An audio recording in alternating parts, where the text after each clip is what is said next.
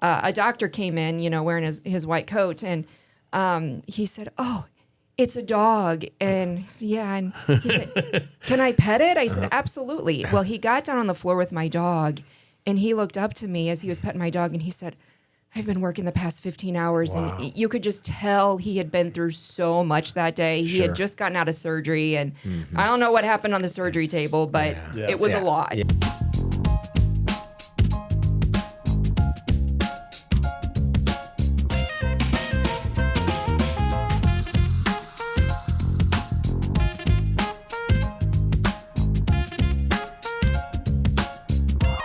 So joining us today at the table is Jennifer Dahn with PawPrint Ministries from Decatur, or the Decatur area. Thank you for joining us, and you have a special guest with you. I do. Hey, Story, look, you say hi to your friends. Yeah. Say Hi, Story. Story. Hi. How are Say you? hi. Good boy. I do. love This it. is Comfort Dog Story. He's golden retriever, 3 years old. Yep. Sit, please. He is in training to be a comfort dog and learn the ropes. So our comfort dogs go out and serve in the community every day, whether we are at a nursing home, library, school, tragedies, disasters. Our dogs go in and offer up comfort and love every day. I love it. And how did you? So you started the ministry, I PawPrint did. Ministries. How So- did that happen? So I started in 2014, Okay. and I had been deployed to the disaster area, the tornado that hit in Washington, Illinois in 2013. Okay. And the second day I was there, a team of comfort dogs came in, and I fell head over heels in love with one of these dogs. And as I sat back and watched these dogs at the disaster area, it was humbling to see the impact the dogs had, not only on the survivors from the storm, but also the volunteers that were there cleaning up.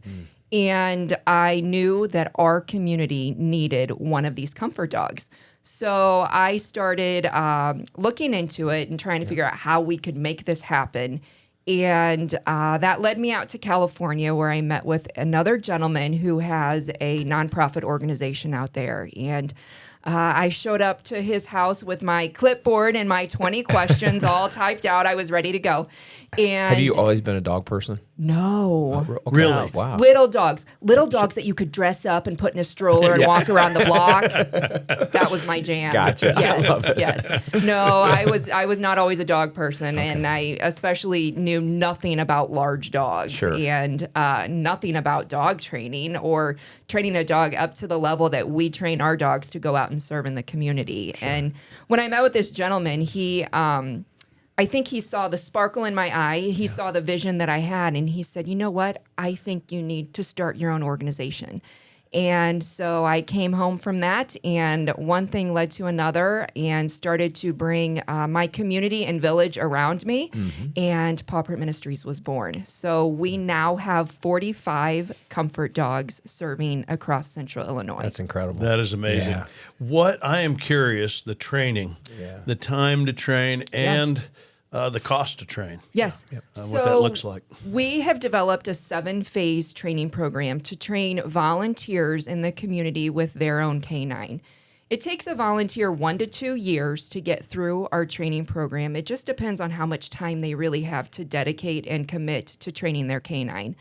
The cost to PawPrint Ministries to train a dog is $4,200. Wow. Okay. So it certainly adds up when we are bringing 45 dogs on board to train and serve in the community.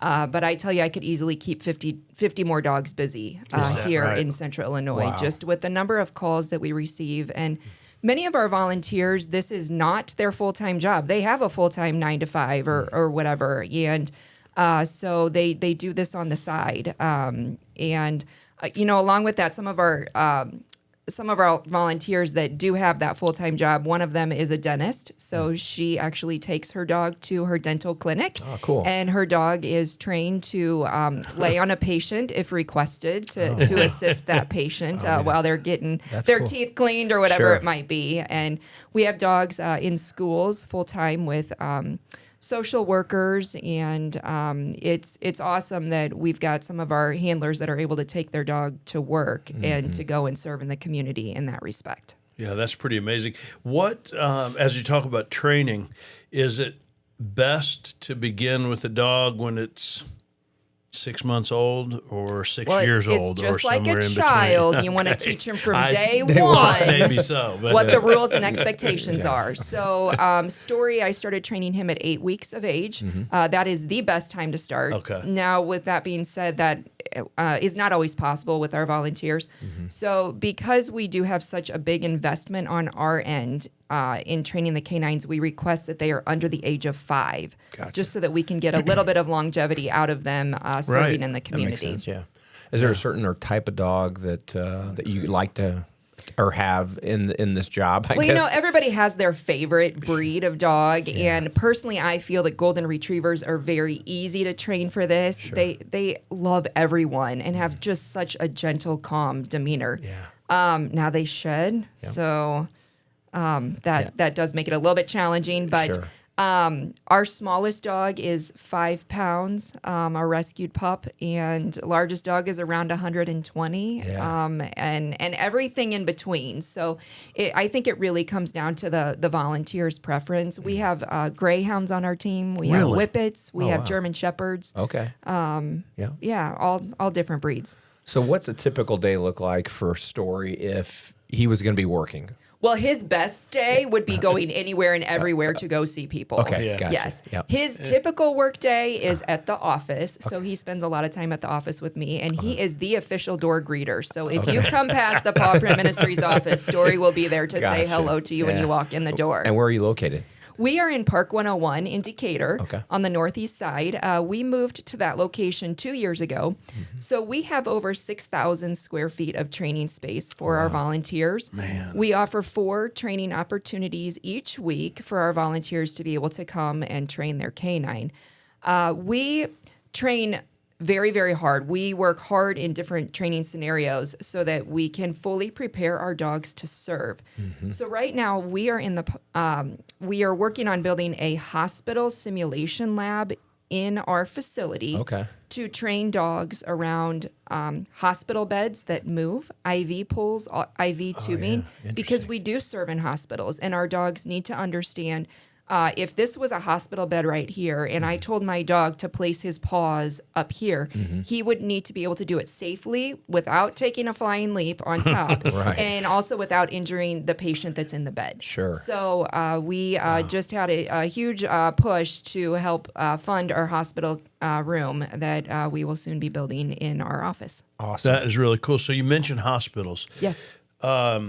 In serving in the hospitals, there may not be a typical day, but are you typically there for the dog to serve the patient or the caregivers? Because the Or the stresses staff. and that's what I mean. Yeah. The staff, Yes. at the care that's delivered at hospitals has to be so stressful for those folks. Right. Right. So We I'm also just a curiosity. We also serve in cancer care center as well, okay. and the dogs make a huge difference there. I remember one time we were serving at the hospital, and we were actually on our way out the door and walking down a hallway, and a doctor came in, wearing his white coat, and he said, "Oh, it's a dog." And and he said, "Can I pet it?" I said, "Absolutely." Well, he got down on the floor with my dog, and he looked up to me as he was petting my dog, and he said, "I've been working the past 15 hours." Wow. And you could just tell he had been through so much that day. He Sure. had just gotten out of surgery, and I don't know what happened on the surgery table, but Yeah. it was Yeah. a lot. Yeah. And he needed a hug. That's awesome. And that unconditional love from my dog was what he needed. He's like, "I needed that so I can get through my afternoon." That's cool. Yeah. And that's why we're there. I love it. That's pretty Yes. cool. I love it. What's the difference, or if there is one, between a comfort dog and a service dog? I think all of us see service dogs when we Yes. travel but on an Right. airplane or in a restaurant or wherever. Right. Can There you is talk a about that? difference. Yes. Yeah. So a service animal is to help one individual through tasks of daily living, whether this person has seizures or diabetic alert or a seeing eye dog. That dog is there to do a job and to help them through life. Gotcha. And people often get confused why they can pet my dog, but they can't pet the service animal. And I do a lot of education in schools with kids, and they say, "Well, your dog has a vest and I can pet him, but why can't I pet the other dog, that is helping the person that can't see?" And so this is how I explain it to the kids. I always say, you wouldn't go up to somebody and say, "Can I pet your wheelchair?" And they're like, oh, no, I want to do that. That's silly. Well, you can't pet the dog because the dog has a job. And when you pet that service animal, they forget that they're working. They forget that they're helping their person that they need to help. They are there to help their person. Our dogs, our comfort dogs, are to help the community. We're to help everyone. So he is trained to help everyone, not just me. Gotcha. So, can you give some examples, like around a service dog? Yes. The kinds of things they're trained to do. Because I'm curious when you say they have a job. Story has a job to bring comfort. Correct. I think the way you put it, to give a hug, to make people feel Yes. good in the midst of stress and strain. Right. A service dog would do. A service animal would be there to help that one person. And so I actually have, I've interacted with an individual in the community who has a dog because she suffers from seizures.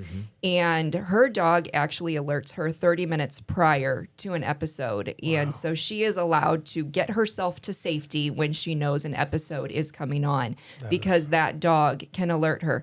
It's truly amazing what you can train an animal to do, whether it's for service or whether it's for comfort. And I am so impressed by our dogs when we go out and serve in the community that they can walk into any room, and Story can read a room pretty well. Yeah. And I love being able to serve with him and give back in that way. I love it. Yeah, that is amazing. You have on to both sides. Yeah, do you have to train the people that have the comfort dogs, or is it, do you just walk in and the people pet the dogs, or how's this work? Is there training on both sides, I guess? Right. So the handler and the dog. Fun fact: we actually train the human, not the dog. Okay. Yeah. Okay. So we need much more training, right? This is so true. It happens. Yeah. It's fine. So the volunteer goes. We actually train them to be a master dog handler through our program. Okay. So our training program is not easy, and you can talk to any of our volunteers.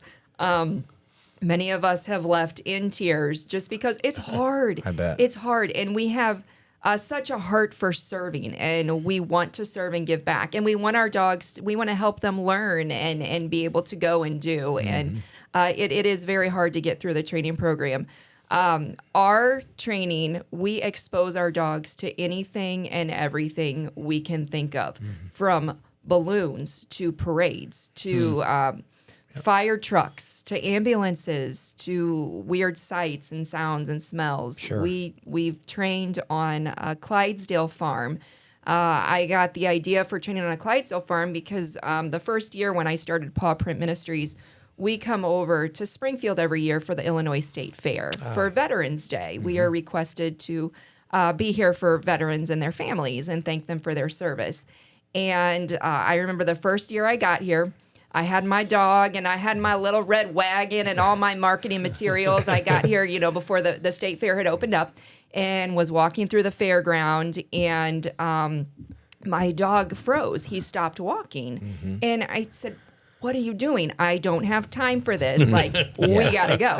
And I looked up, and between me and about 20 feet away were 4 Clydesdales walking down the road. Well, my dog had never seen a horse. Interesting. Let alone a Clydesdale. Sure. And so I instantly put him in a halt. I said, "Stay right there so I can get behind you and take a picture," because it was a perfect picture moment. Oh, yeah. But that led me to think, okay, we need to expose our dogs to not only Clydesdales, but just different animals. A lot of times when we serve at community events, the mobile zoo might be there or whatever. Right. Well, my dog's never seen an aardvark or whatever they might be bringing that day. Sure. And so we like to ensure that we understand how the dog is going to react and how we can help them through a situation that might potentially be stressful to them. Gotcha. Yeah, that's interesting. You mentioned fire trucks or ambulance, and you Yes. think about that. Their job is to bring calm, oftentimes in chaos, right? So Right. They have to be around chaos to be able to do that. So true. And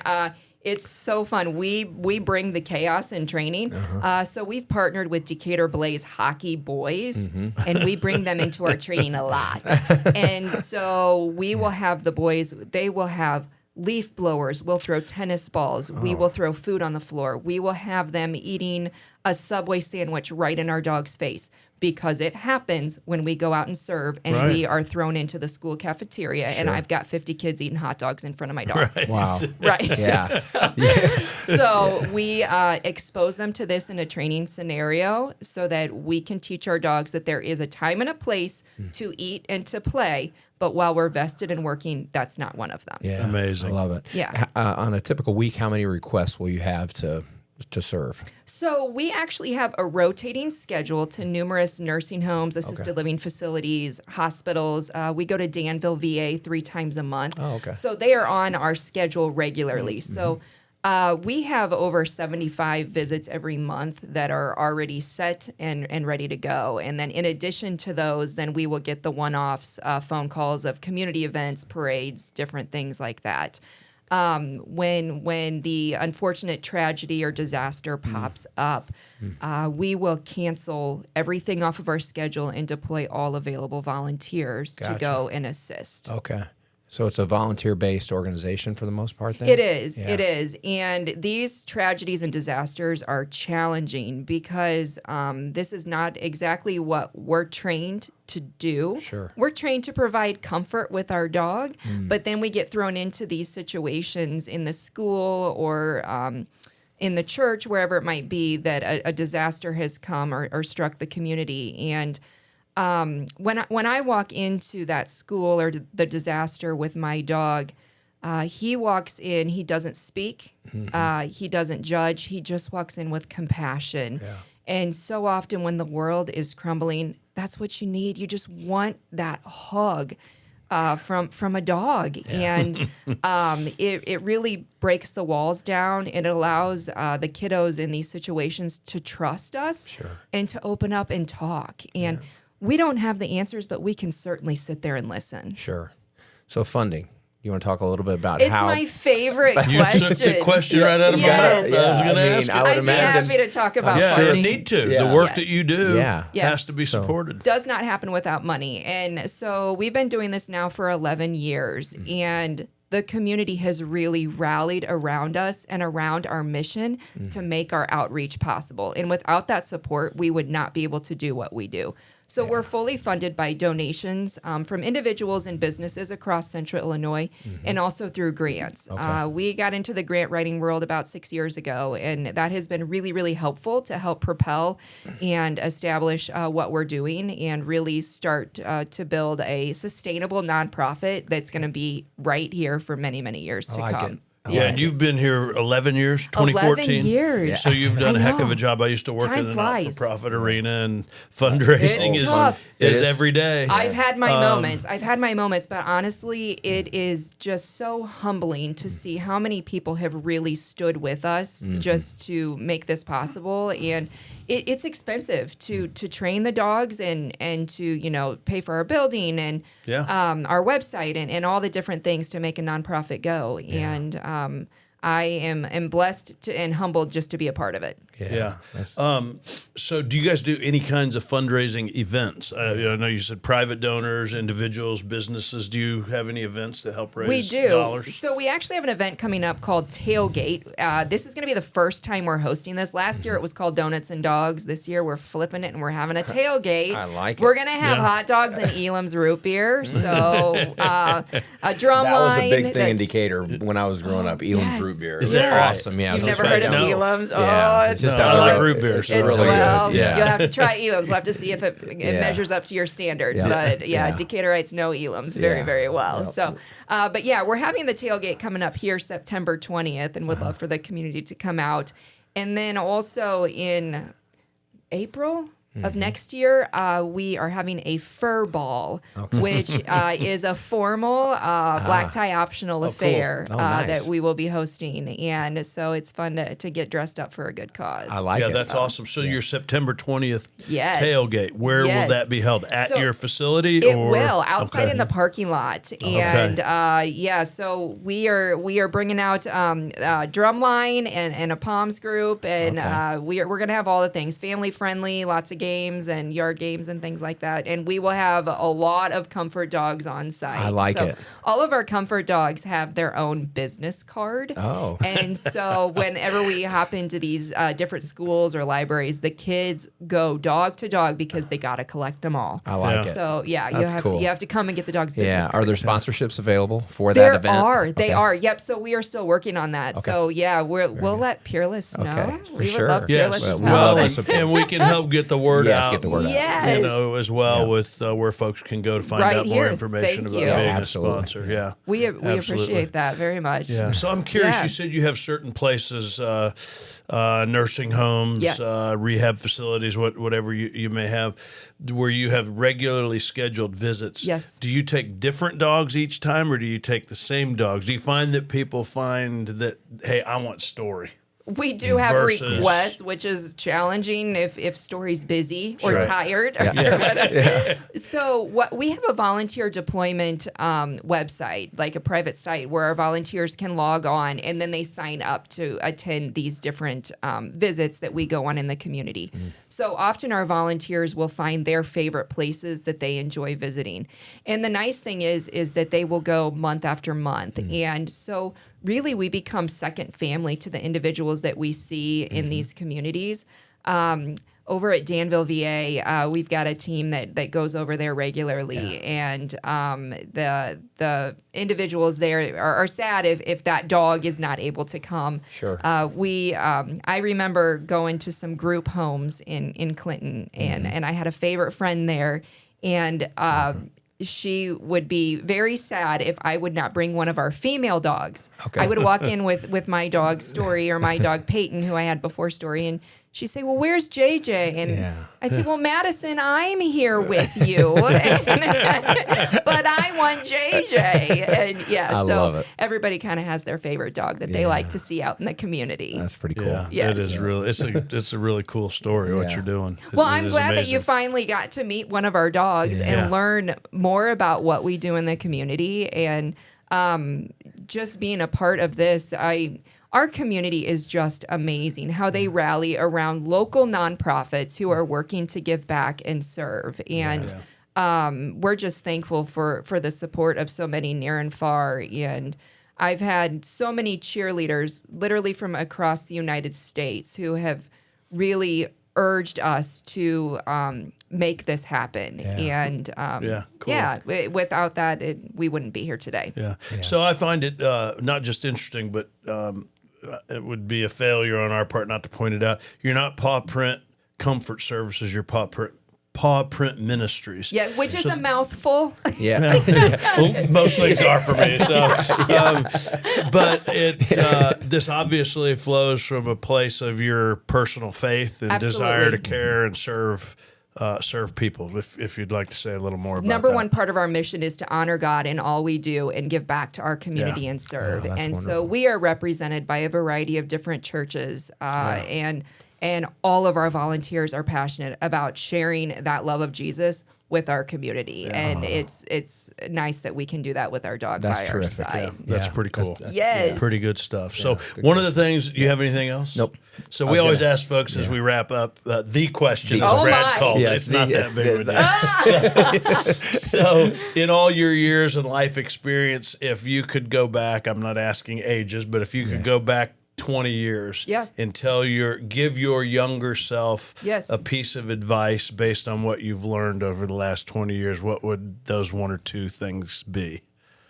So it's interesting because the advice my dad gave me way back when I was like, maybe I should do this, he said, dream big. Yeah. And I'm like, Sure, Dad. okay, right. Like I heard you, but Yeah. whatever. Yeah.